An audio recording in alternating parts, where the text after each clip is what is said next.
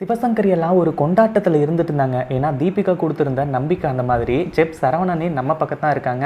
அதனால் வந்து பார்த்தீங்கன்னா கவலைப்படாதீங்க ஆண்டி, கண்டிப்பாக கயலும் எழிலும் இதில் ஜெயிக்கவே மாட்டாங்க அப்படிங்கிற மாதிரி சொல்லியிருந்தாங்க. ஆனால் இப்போ என்னாச்சு அப்படின்னு பார்த்தீங்கன்னா கயலும் எழிலும் தான் ஜெயிக்க போகிறாங்க. அதே மாதிரி இங்கே பல பிரச்சனைகளை வந்து பார்த்தீங்கன்னா சிவசங்கர் இருந்துட்டு அவங்க மேனேஜரை வச்சு வந்து பார்த்தீங்கன்னா பண்ணிட்டு இருந்தாங்க. ஆனால் அதையும் தாண்டி நம்ம கயலும் எழிலும் ஜெயிச்சிட்டாங்க அப்படின்ற ஒரு இன்ஃபர்மேஷன் இப்போது சிவசங்கரிக்கு போக போகுது. சிவசங்கரி இதை கண்டிப்பாக வந்து பார்த்தீங்கன்னா கொஞ்சம் கூட எதிர்பார்த்துருக்கவே மாட்டோம்.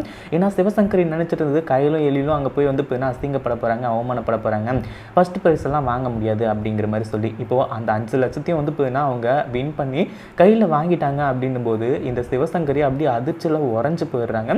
ஏன் ஹார்ட் அட்டாக்கே வந்தால் கூட வந்து சந்தேகப்படுறதுக்கு கிடையாது. அதே மாதிரி இதுக்கு மேலே வந்து கையிலையும் எழிலையும் கையிலே பிடிக்க முடியாது, ஏற்கனவே இந்த கையல்கிட்ட இருந்து எழில பிரிக்க முடியாது, இப்போ சொல்லவா வேணும் அப்படின்ற மாதிரி பயங்கர அதிர்ச்சியில் இருக்காங்க. இந்த வீடியோ பிடிச்சிருந்தா லைக் பண்ணுங்கள், ஷேர் பண்ணுங்கள். இப்போ தான் நம்ம சேனலுக்கு ஃபர்ஸ்ட் டைம் வரீங்க அப்படின்னா சப்ஸ்கிரைப் பண்ணிக்கோங்க.